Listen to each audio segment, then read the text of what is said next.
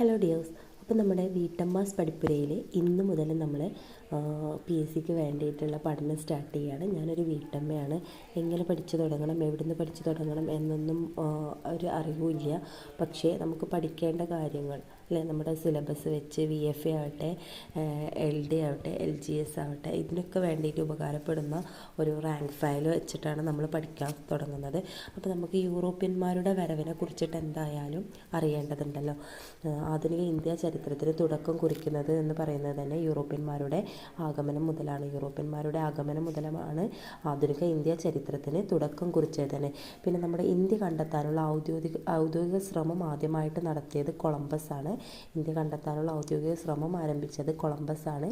ഇന്ത്യയിലെത്തിയ ആദ്യ വിദേശികൾ എന്ന് പറയുന്നത് അറബികളാണ്.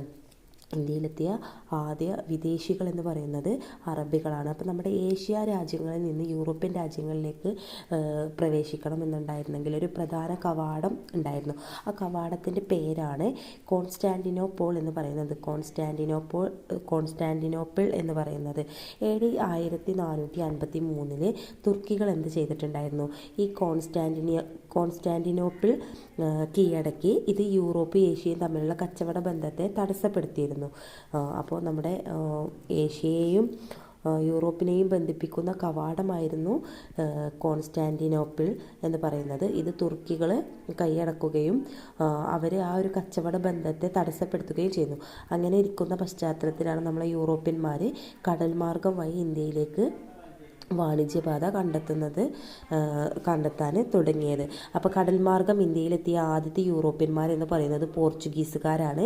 ഇന്ത്യയിൽ നിന്നും ആദ്യം തിരിച്ചുപോയ വിദേശികൾ ഡച്ചുകാരാണ്.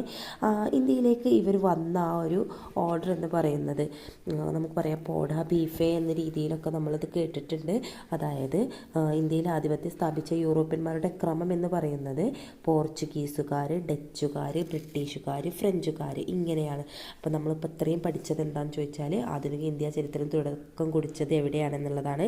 യൂറോപ്യന്മാരുടെ ആഗമനം മുതലാണ് ആധുനിക ഇന്ത്യ ചരിത്രത്തിന് തുടക്കം കുറിക്കുന്നത്. ഇന്ത്യ കണ്ടെത്താനുള്ള ഔദ്യോഗിക ശ്രമം ആദ്യമായിട്ട് നടത്തിയത് കൊളംബസ് ആണ്. ഇന്ത്യയിലെത്തിയ ആദ്യ വിദേശികൾ എന്ന് പറയുന്നത് അറബികളാണ്. ഏഷ്യൻ രാജ്യങ്ങളും യൂറോപ്യൻ രാജ്യവും തമ്മിലുള്ള പ്രധാന കവാടം ഉണ്ടായിരുന്നു. ആ കവാടത്തിൻ്റെ പേരാണ് കോൺസ്റ്റാന്റിനോപ്പിൾ എന്ന് പറയുന്നത്. AD 1453 നമ്മുടെ തുർക്കികൾ എന്ത് ചെയ്തിട്ടുണ്ടായിരുന്നു? തുർക്കികൾ ഈ ഒരു ഇത് കൈയടക്കുകയും യൂറോപ്യൻ ഏഷ്യയും തമ്മിലുള്ള ആ ഒരു വാണിജ്യ ബന്ധം തടസ്സപ്പെടുത്താൻ കാരണമായി. അങ്ങനെയാണ് യൂറോപ്യന്മാർ കടൽ മാർഗം വഴി ഇന്ത്യയിലേക്ക് എത്താനുള്ള ആ ഒരു പാത കണ്ടെത്തുന്നത്. ആദ്യമായിട്ട് കടൽ